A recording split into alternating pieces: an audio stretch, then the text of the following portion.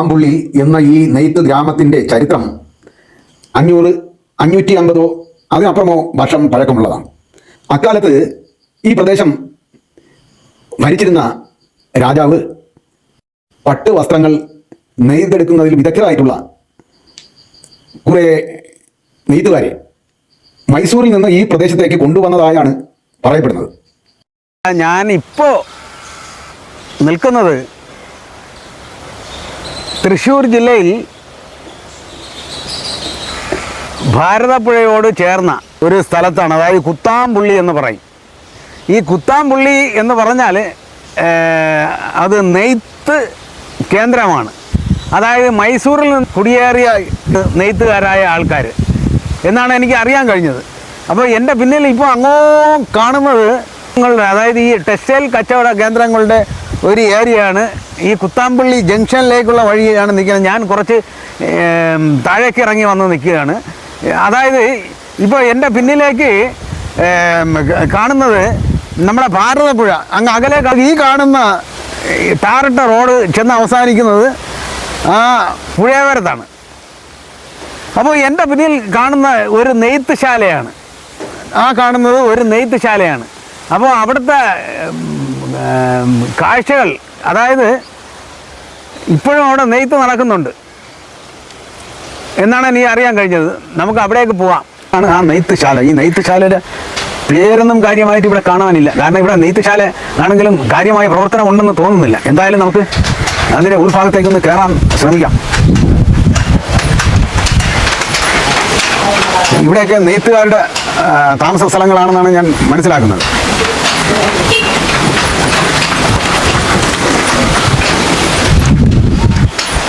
അപ്പോൾ ഈ നെയ്ത്ത് ശാലയിലേക്ക് നമുക്കൊന്ന്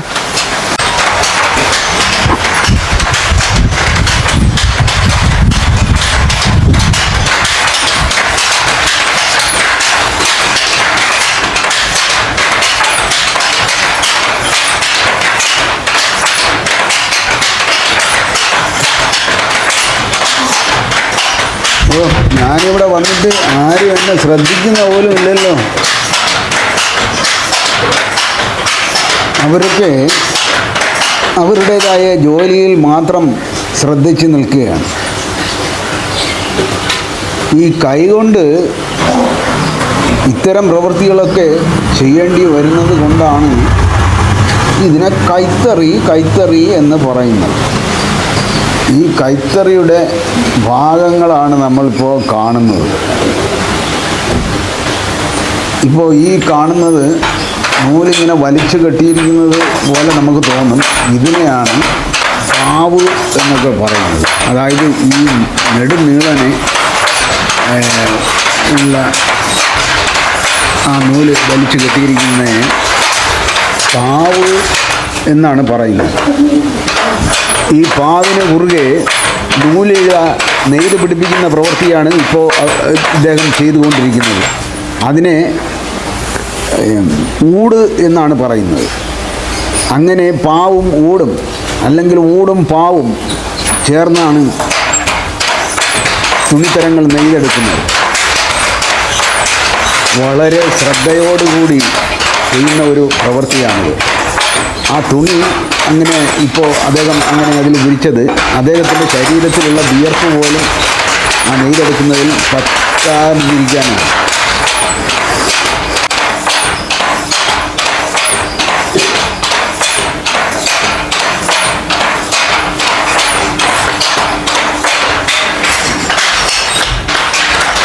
ഇപ്പോൾ മൂട് നെയ്യുന്ന ആ പ്രവൃത്തിയാണ് അദ്ദേഹം ഇപ്പോൾ നടത്തിക്കൊണ്ടിരിക്കുന്നത്. ഈ കാണുന്നതാണ് പാവ് എന്ന് പറയുന്നതെന്ന് ഞാൻ നേരത്തെ പറഞ്ഞു. അത് പണിയെടുത്ത് വളരെ ക്ഷീണിതനായിട്ട് ഇരിക്കുന്ന ഒരു അമ്മാവനെയാണ് നമ്മൾ കണ്ടത്. ഇത് കറിയുടെ പല ഭാഗങ്ങൾ കണ്ട് മറ്റൊരാൾ നെയ്തുകൊണ്ടിരിക്കുകയാണ്.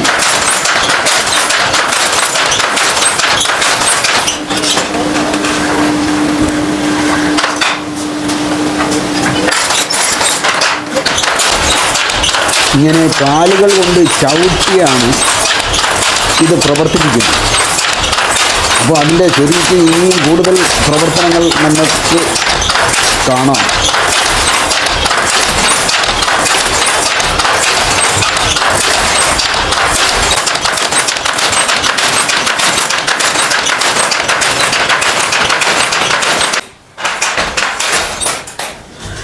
ചവിട്ടി പ്രവർത്തിപ്പിക്കുന്ന ഭാഗവുമായി ഇപ്പോൾ ഇവിടെ ഈ പ്രവർത്തിക്കുന്ന രീതിയിൽ ഒരു കയർ കൊണ്ട് ബന്ധിച്ചിട്ടുണ്ട്. അങ്ങനെ ഓരോ ഭാഗവും ഓരോ പ്രവർത്തനം ഏറ്റെടുത്താണ് തറി എന്ന് പറയുന്ന ഈ ഉപകരണം.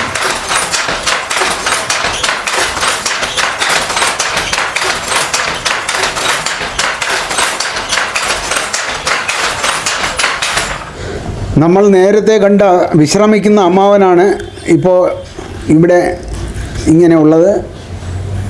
അപ്പോൾ ഇവിടെ മൊത്തത്തിലുള്ള തറികൾ ഞാൻ ഒന്ന് കാണിച്ചു പോവുകയാണ്.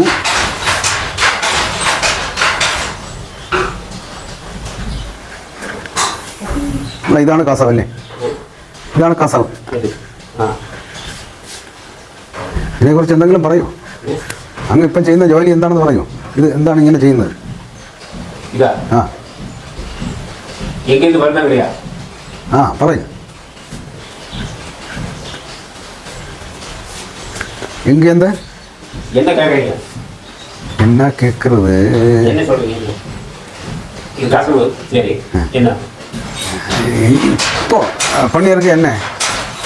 இல்லையா இது நூல் பால் ஆ காட்டன் காட்டன் ஆ காட்டன் பால் ആ കോട്ടൺ. ഇപ്പോൾ കോട്ടൺ പാവാണ്. അതിൻ്റെ നൂല് പൊട്ടിപ്പോയതുകൊണ്ട് അദ്ദേഹം അതിനെ ഒന്ന് കെട്ടി റെഡിയാക്കിയതാണ്. നൂല് പൊട്ടിയപ്പോൾ അതിനെ ചേർത്ത് മറ്റൊരു നൂല് വെച്ച് കെട്ടുകയായിരുന്നു. இப்போ என்ன செய்யணும்னு சொல்கிறேன். என்ன சொல்றது? இப்போ என்ன பண்ணுறதுக்கு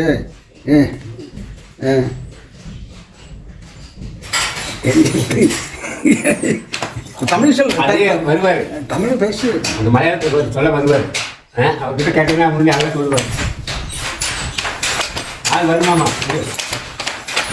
എനിക്കാണെങ്കിൽ തമിഴ് അറിഞ്ഞുകൂടാ, അദ്ദേഹത്തിന് മലയാളവും தெரியாது. അങ്ങനെ ഒരു മിസ്റ്റേക്കാണ് ഇപ്പോൾ അവിടെ സംഭവിച്ചത്. അദ്ദേഹം എന്നെ നോക്കിയ നോട്ടം നിങ്ങൾ കണ്ടു കാണുമല്ലോ. രസകരമായ ആ നോട്ടം ഒരിക്കൽ കൂടി ഒന്ന് റിവ്യൂ ചെയ്ത് ശ്രദ്ധിച്ച് നോക്കുക.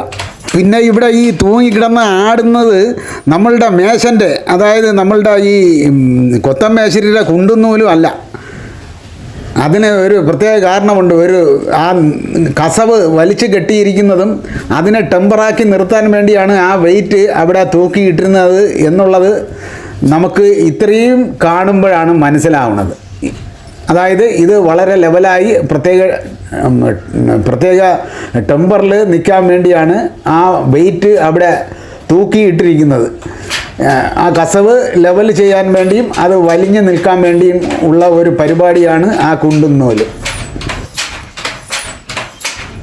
അങ്ങനെ ഒട്ടനവധി വിദ്യകൾ ചേർന്ന ഒരു മഹാസംഭവമാണ് ഈ ഒരു തറി എന്ന് പറയുന്നത്.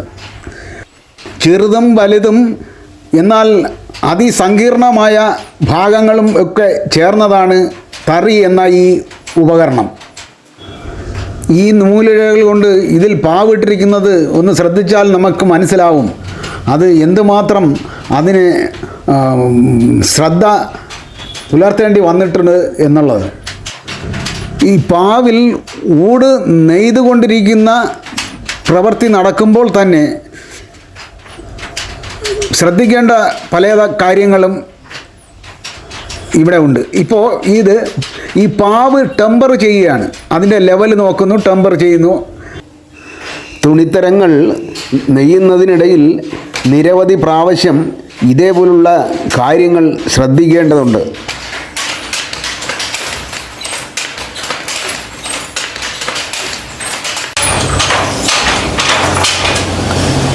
ഇത് വെള്ളത്തിലിട്ട് കുതിർത്താൽ നല്ല മയത്തിന് തറിയിൽ ഓടിക്കിട്ടുമെന്നാണ് പറഞ്ഞത്. ഇത് കസവാണ്, കസവ്. ഇതിനെ വെള്ളത്തിൽ ഇട്ട് മയം വരുത്തിയിട്ടാണ് അവർ തറികളിൽ ഉപയോഗിക്കുന്നത്. ഇപ്പോൾ ഈ പാത്രത്തിൽ കാണുന്നത് ഈ നൂലുകൾ ചുറ്റി വരുന്ന പ്ലാസ്റ്റിക് ദണ്ഡാണ്.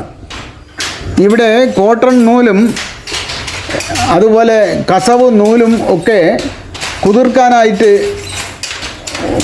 വെച്ചിട്ടുണ്ട്.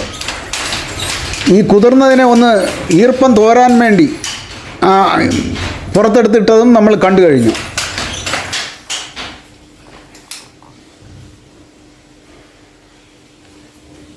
ഇപ്പോൾ ഇവിടെ ഊട് നെയ്തുകൊണ്ടിരിക്കുമ്പോൾ അതിൻ്റെ നൂല് പൊട്ടിപ്പോയി. അങ്ങനെ അദ്ദേഹം ആ നൂല് ഒന്ന് കെട്ടി വീണ്ടും ഒന്ന് അതിൻ്റെ ചാലിലേക്ക് ലോഡ് ചെയ്തിരിക്കുകയാണ്. ഇവിടെ ഇദ്ദേഹം കസവ് കൊണ്ടുള്ള ഊടാണ് നെയ്തുകൊണ്ടിരിക്കുന്നത്. അത് ഇങ്ങനെ ഒന്നിന് പിറകെ ഒന്നായി മാറ്റി ആണ് അത് ചെയ്തുകൊണ്ടിരിക്കുന്നത്. എന്തായാലും ഒന്നിന് പിറകെ ഒന്നായി അദ്ദേഹം ലോഡ് ചെയ്യുന്നത് നിങ്ങളും ഇപ്പോൾ കണ്ടതാണ്. അപ്പോൾ വീണ്ടും അദ്ദേഹം പുതിയത് ഒരെണ്ണം ലോഡ് ചെയ്ത് അതിൻ്റെ ജോലി തുടരുകയാണ്.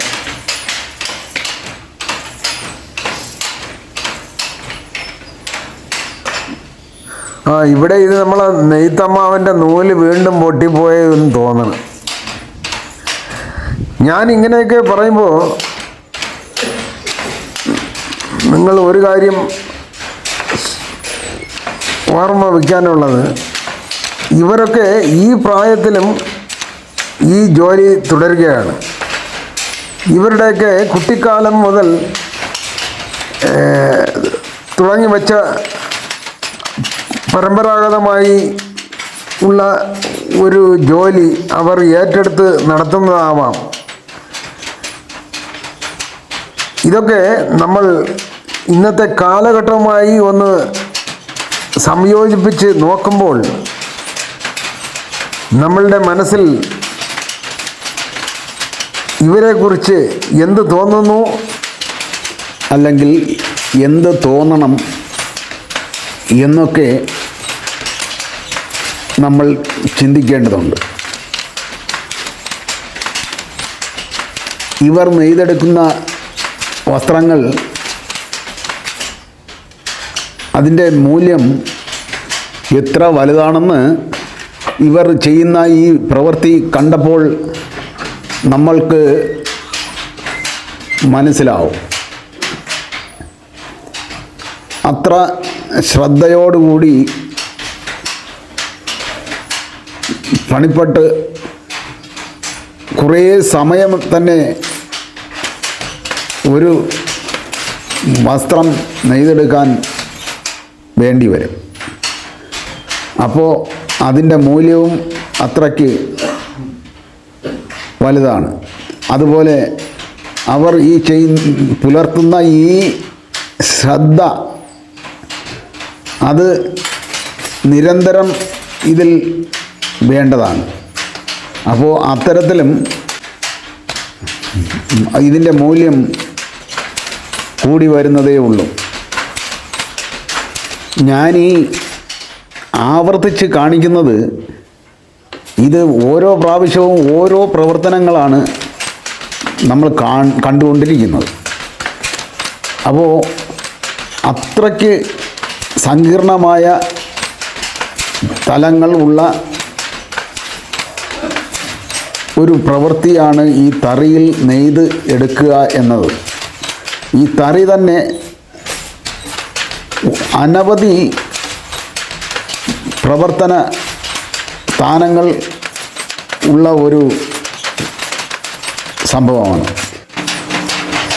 ഇവർ ഇത്രയും ശ്രദ്ധിച്ച് അതിസൂക്ഷ്മമായി ഈ ചെയ്യുന്ന ജോലിക്ക് അതിനനുസരിച്ചുള്ള വേതനം കിട്ടുന്നുണ്ടോ എന്നുള്ളത് നമ്മൾ ഒന്ന് ചിന്തിക്കേണ്ടതുണ്ട്. ഒരു തപസ്യ പോലെ വർഷങ്ങളായി തുടർന്ന് വരുന്ന ഈ ജോലി വിട്ട് അവർ ഇനി എന്ത് ചെയ്യാൻ വാർദ്ധക്യത്തിൻ്റെതായ നാളുകളിൽ.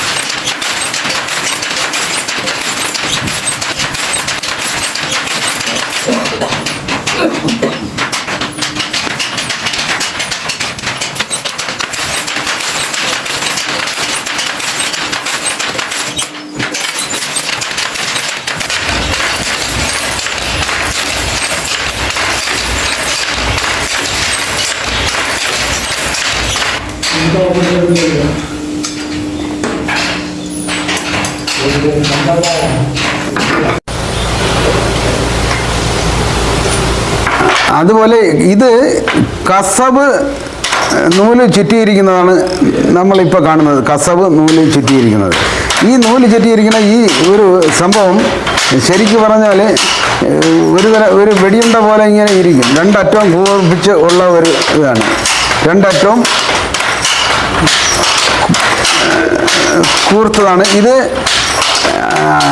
ഈ നൂല് ഇതിൽ നിന്നും അവർ പ്രത്യേക രീതിയിൽ ഈ തറിയിലേക്ക് അവരുടെ ആ ഒരു രീതിയിലേക്ക് ചുറ്റി വെച്ചതിന് ശേഷമാണ് ഇതേപോലെ ഓടുന്നത്. ഇതിങ്ങനെ ആ നൂല് വലിക്കുമ്പോൾ ഇത് അങ്ങറ്റം പോയി തിരിച്ച് ഇങ്ങറ്റം വരും. അതാണ് നമ്മളിപ്പോൾ ഈ കാണുന്നത്. കണ്ടോ, ഇപ്പോൾ അങ്ങോട്ട് പോയി ഇപ്പം തിരിച്ചു വന്നു, പോയി വന്ന് അങ്ങോട്ട് പോയി ഇങ്ങോട്ട് വന്നു. ഇങ്ങനെയാണ് ഈ തറിയിൽ ഇത് ഉപയോഗിക്കുന്നത്. അതായത് ഇതിങ്ങനെ പിടിച്ച് വലിക്കുമ്പോൾ ഇവിടെ നിന്ന് എന്തോ ഒരു സാധനം അടിച്ച് അങ്ങ് അപ്പുറത്തേക്ക് ആ അറ്റത്തേക്ക് വിടും. അത് തിരിച്ച് അവിടെ നിന്ന് വീണ്ടും അറ്റത്തേക്ക് വരും. ഇതാണ് ഇവിടുത്തെ സംഭവം എന്ന് പറയുന്നത്. ആ, ഇപ്പോൾ ഇദ്ദേഹത്തിൻ്റെ കയ്യിൽ കണ്ട രണ്ടറ്റവും കൂർത്ത് ഉള്ള അതിലാണ് ഊട് നെയ്യുന്നതിന് ആവശ്യമായ നൂല് ചുറ്റിയിരിക്കുന്നത്. ഇവിടെ നമ്മൾ കാണുന്നത് ഊട് നെയ്യുന്നത് ആണ്. അതായത് ആ ചെറിയ ഒരു ഇടുങ്ങിയ സ്ഥലത്ത് കൂടി ആ ഊട് നെയ്യുന്നതിനുള്ള നൂല് ആ രണ്ടറ്റവും കൂർത്ത വസ്തുവിലൂടെ കടന്നു പോകുന്നത് നമുക്ക് കാണാം. അതായത് ഇത് ഇടുങ്ങിയ ഊട് വഴിയിലൂടെ സഞ്ചരിക്കുന്നു. ഇടുങ്ങിയ വഴിയിലൂടെയാണ് അത് സഞ്ചരിക്കുന്നത്. ആ ഊട്, അത് നമ്മൾ ഊട് വഴി എന്നൊക്കെ പറയില്ലേ, അതുപോലെ അങ്ങനെ ആയിരിക്കണം ഈ ഊട് വഴി ഉണ്ടായത്. അപ്പോൾ ഈ ഇടുങ്ങിയ സ്ഥലത്തു കൂടി ഇത് സഞ്ചരിക്കുന്നത് കൊണ്ടാണ് ഇതിനെ ഊട് എന്ന് പറയുന്നതെന്നാണ് നമുക്ക് മനസ്സിലാക്കാൻ പറ്റുന്നത്. അങ്ങനെ ഊടും പാവും നെയ്ത് കാലചക്രം തിരിയുമ്പോൾ ബാല്യം, കൗമാരം, യൗവനം, വാർദ്ധക്യത്തിലെത്തി നിൽക്കുന്ന